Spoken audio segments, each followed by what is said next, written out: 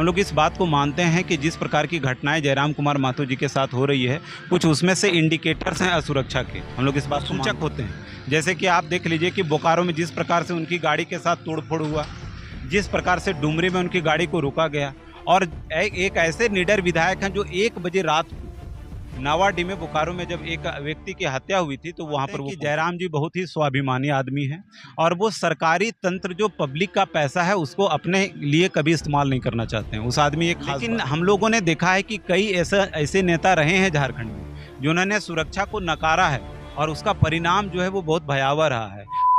स्वागत है सर। बहुत बहुत धन्यवाद आपका, और जितने भी आपके चैनल देखने वाले सभी लोगों को मेरा झारखंडी जोहार। जिस प्रकार आप महामहिम से मुलाकात किए, क्या बातचीत हुई, किस चीज़ पर चर्चा होगी? देखिए, आपके चैनल को हम बताना चाहते हैं कि बीते 8 अप्रैल को हमने जो एक पत्र लिखा था जेड श्रेणी सुरक्षा की मांग को लेकर के, माननीय जयराम कुमार महतो डुमरी विधायक और हमारे पार्टी के केंद्रीय सचिव को लेकर के, और उसके बाद जो है वो लगातार रिस्पॉन्स जो था वो सकारात्मक रहा। आईबी के तरफ से जो है वो जानकारी की ज़रूरत, उसको लेकर के हमको लगातार कनेक्ट किया गया, वो सारा साक्ष्य भी उपलब्ध करवाया गया।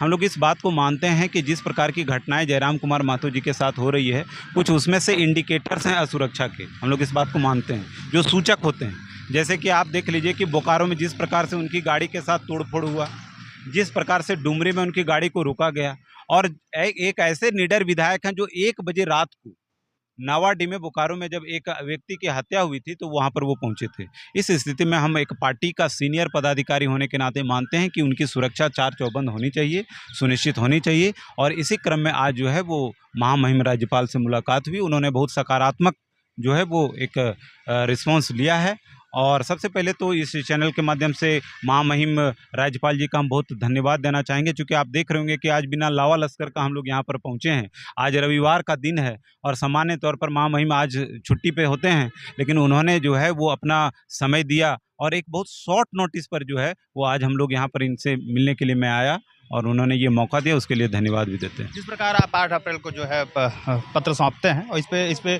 प्रतिक्रिया भी आती है जयराम जी का, तो वो तो कहते हैं कि इस प्रकार का नीड हमें नहीं है, मतलब वो आके बोल दिए थे, बट आपका क्या मानना है? देखिए, हम इस बात को मानते हैं कि जयराम जी बहुत ही स्वाभिमानी आदमी हैं और वो सरकारी तंत्र जो पब्लिक का पैसा है उसको अपने लिए कभी इस्तेमाल नहीं करना चाहते हैं। उस आदमी एक खास बात है। लेकिन हम लोगों ने देखा है कि कई ऐसे नेता रहे हैं झारखंड में जिन्होंने सुरक्षा को नकारा है और उसका परिणाम जो है वो बहुत भयावह रहा है।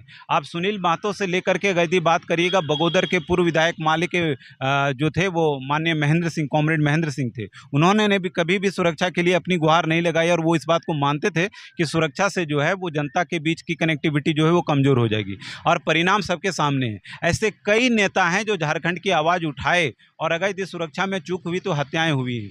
हम पार्टी के पदाधिकारी होने के नाते हम और जयराम एक जो है वो एक ऐसे संबंध में है जिसमें वो हमें अपने बड़े भाई और बहुत गहरा मित्र मानते हैं। इसको लेकर के हम उनकी सुरक्षा को लेकर बहुत ही चिंतित रहते हैं, और इसी क्रम में हमने सुरक्षा की मांग की थी, और ये कहीं ना कहीं किसी भी हालत में, हर हालत में कहिए कि जायज़ है। अपने गृह मंत्रालय में भी अमित शाह जी को पत्र सौंपा था, तो उधर से क्या प्रतिक्रिया आया, क्या रिस्पॉन्स आपको मिला?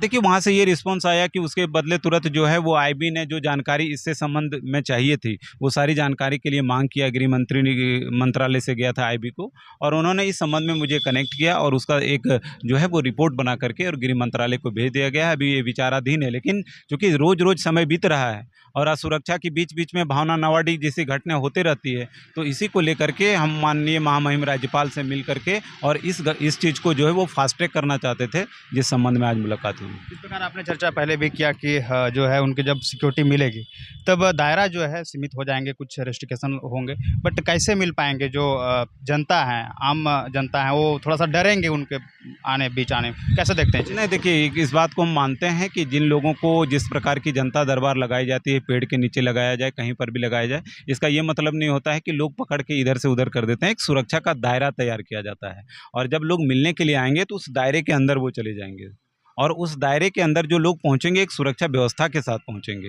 तो ये सिर्फ हमारा नहीं मानना है। आप सोशल मीडिया में देखेंगे, अगर यदि आम जनमानस का जो सेंटिमेंट है उसको अगर यदि आप चेक करेंगे तो आप महसूस करेंगे कि पूरी आवाम, झारखंड की जनमानस ये बात को चाहती है कि जयराम कुमार महतो जैसा नेता जो है वो सुरक्षित रहे, और वो लोग भी इस बात को मानते हैं कि जयराम जी को सुरक्षित होना जायज़ है।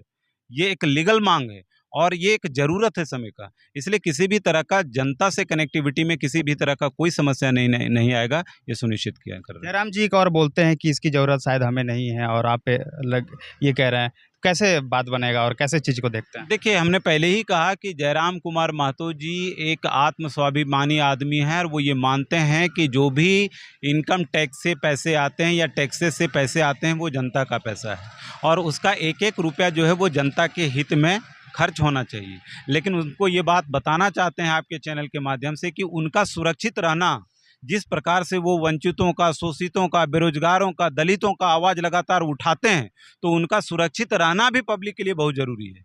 इसलिए वो कुछ भी कह रहे हैं, वो उनका निजी मामला हो सकता है, लेकिन पार्टी के फोरम के तौर पर इस बात को हम उठाते हैं और इस बात को कड़े तरीके से मांगते हैं कि जयराम कुमार महतो जी को सुरक्षित रखा जाए, उनको सुरक्षित किया जाए।